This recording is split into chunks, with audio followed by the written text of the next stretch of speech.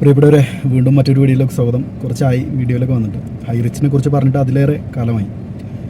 എന്തായാലും ഹൈറിച്ചിൻ്റെ കാര്യത്തിൽ ഒരുപാട് ഡെവലപ്മെൻറ്റുകളൊക്കെ ഉണ്ടായിട്ടുണ്ട്. കോടതിയിലല്ല, 10,000-ൻ്റെ ഐഡിയ അടിച്ചിട്ട് 50 ലക്ഷം 80 ലക്ഷം 1 കോടിയൊക്കെ ഉണ്ടാക്കിയ ലീഡർമാർ അവർ ഇതിൽ പൈസ പോയവരെ തെറ്റിദ്ധരിപ്പിക്കുന്നതിൽ ഒരുപാട് മുൻപോട്ട് പോയിട്ടുണ്ട്. അപ്പോൾ അങ്ങനെയുള്ള ഡെവലപ്മെൻറ്റുകളാണ് ഇതിൽ ഉണ്ടായിട്ടുള്ളത്. ഇവരൊരു സൊസൈറ്റിയൊക്കെ രൂപീകരിച്ചിട്ടുണ്ട്. ഹൈറിച്ച് റിവൈവൽ സൊസൈറ്റി എന്നൊക്കെ പറഞ്ഞിട്ട് സൊസൈറ്റിയൊക്കെ രൂപീകരിച്ചിട്ടുണ്ട്.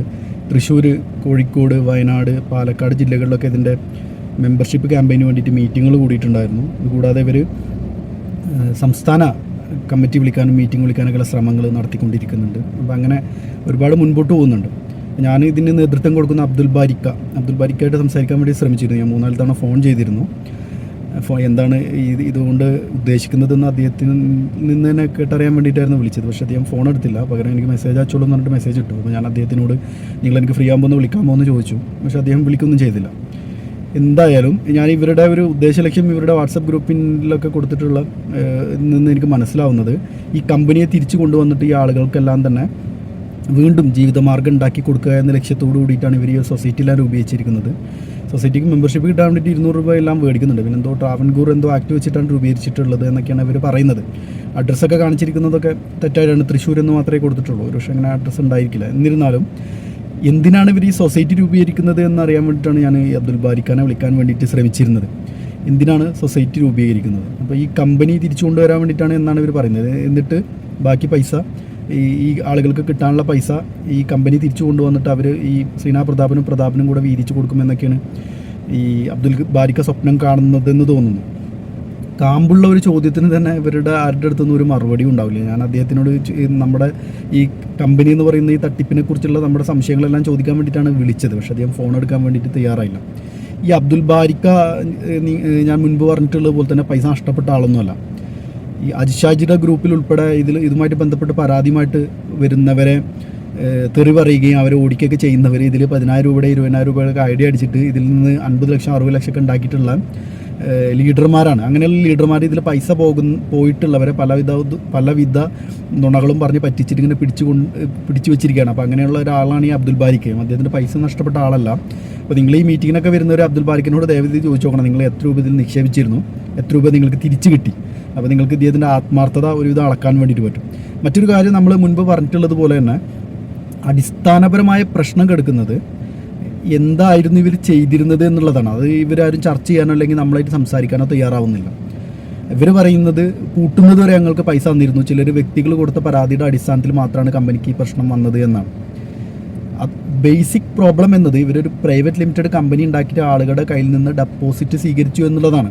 അതൊരു ക്രിമിനൽ ഒഫൻസാണ്. ഹൈറിച്ച് അല്ല, ആര് ചെയ്താലും. അബ്ദുൽ ബാരി ഒരു കമ്പനി ഉണ്ടാക്കി വന്നിട്ട് നിങ്ങളുടെ അടുത്തുനിന്ന് പൂളിംഗം തരാമെന്ന് പറഞ്ഞിട്ട് പൈസ മേടിച്ചെന്നില്ല, മറ്റൊന്ന് ബോണസ് തരാമെന്ന് ഇൻട്രസ്റ്റ് തരാമെന്ന് എന്ന് പറഞ്ഞിട്ട് നിങ്ങളുടെ കയ്യിൽ നിന്ന് പൈസ മേടിച്ച് കഴിഞ്ഞാലും അതിനവർ എന്ത് പേരിട്ട് വിളിച്ചാലും, അവർ പർച്ചേസ് കൺസൈൻമെൻറ്റ് അഡ്വാൻസ് എന്നോ എന്ത് പേരിട്ട് വിളിച്ചാലും നിങ്ങൾക്ക് തിരിച്ച് പൈസ തരാമെന്ന് പറഞ്ഞു കഴിഞ്ഞാൽ ഡെപ്പോസിറ്റായിട്ട് കൺസിഡർ ചെയ്യും എന്നുള്ളതാണ് ബേസിക് പ്രോബ്ലം.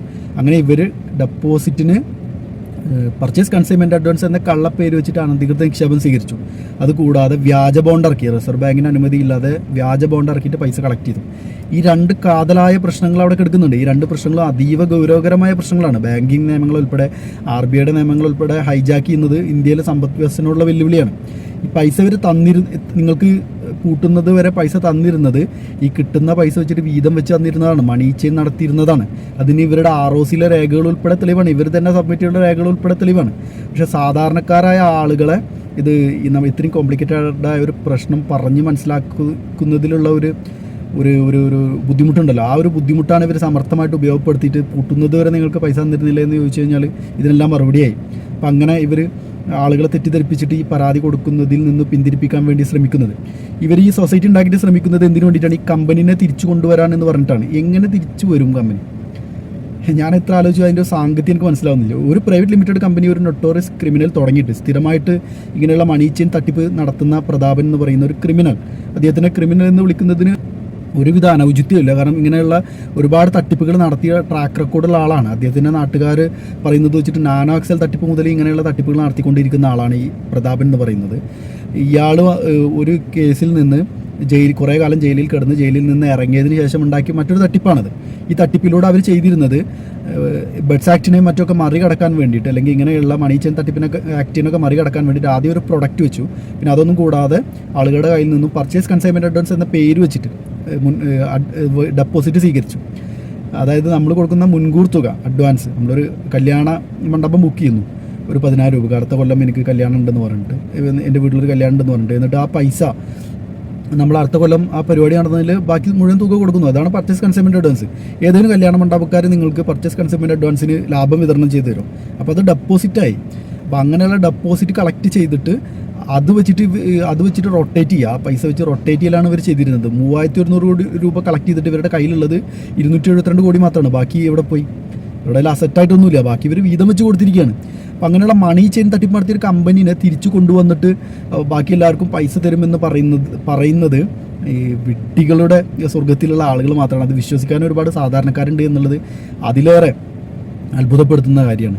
ഈ അബ്ദുൽ ബാരിക്കൊന്നും അത് അറിയാതിരിക്കാൻ വഴിയില്ല. അദ്ദേഹം ഇതുകൊണ്ട് മറ്റെന്തൊക്കെ ലക്ഷ്യം വെക്കുന്നതെന്നാണ് ഞാൻ മനസ്സിലാക്കുന്നത്. അദ്ദേഹം ബിസിനസ് ലുക്ക് ഇതുള്ള ആളാണ്, ഒരു ഐയുള്ള ആളാണ്. ബിസിനസ് കണ്ണിലൂടെയാണ് അദ്ദേഹം ഇതെല്ലാം നോക്കിക്കാണുന്നത്. അപ്പോൾ ഇങ്ങനെയുള്ളൊരു ഒരുപാട് ആളുകളെ ഹൈജാക്ക് ചെയ്തിട്ട് പുതിയ പ്രൊജക്റ്റ് എന്ന് ഇവരൊക്കെ വിളിക്കുന്ന എന്തെങ്കിലുമൊക്കെ തട്ടിപ്പ് കൊടുത്തിട്ട് ഇവരുടെയൊക്കെ തലയിൽ കെട്ടിവെക്കാം എന്നായിരിക്കും ഇവർ ഉദ്ദേശിക്കുന്നത്. അല്ലാതെ ഇങ്ങനെയുള്ള ഒരു പകൽ വെളിച്ചം പോലെ നമുക്ക് കാണാൻ പറ്റുന്ന നിയമലംഘനങ്ങൾ നടത്തിയ, കള്ളപ്പേരിൽ ഡെപ്പോസിറ്റ് സ്വീകരിച്ചിട്ട് അത് വെച്ചിട്ട് മണി ചെയിൻ നടത്തിയിട്ട് എമ്പാടും ട്രാക്ക് റെക്കോർഡുള്ള ഒരു KD പ്രതാപനെ പോലെയുള്ള ഒരാളൊക്കെ ഉള്ള ഒരു കമ്പനി, ഇപ്പോഴും ജയിലിൽ കിടക്കുന്ന ആളുടെ കമ്പനിയൊക്കെ തിരിച്ച് കൊണ്ടുവന്ന് അത് പ്രവർത്തിപ്പിച്ച് ആളുകൾക്ക് പൈസ തിരിച്ചു കൊടുക്കാമെന്നൊക്കെ പറയുന്നത് എനിക്ക് മനസ്സിലാവുന്നില്ല അതിൻ്റെ ഒരു ഔചിത്യം.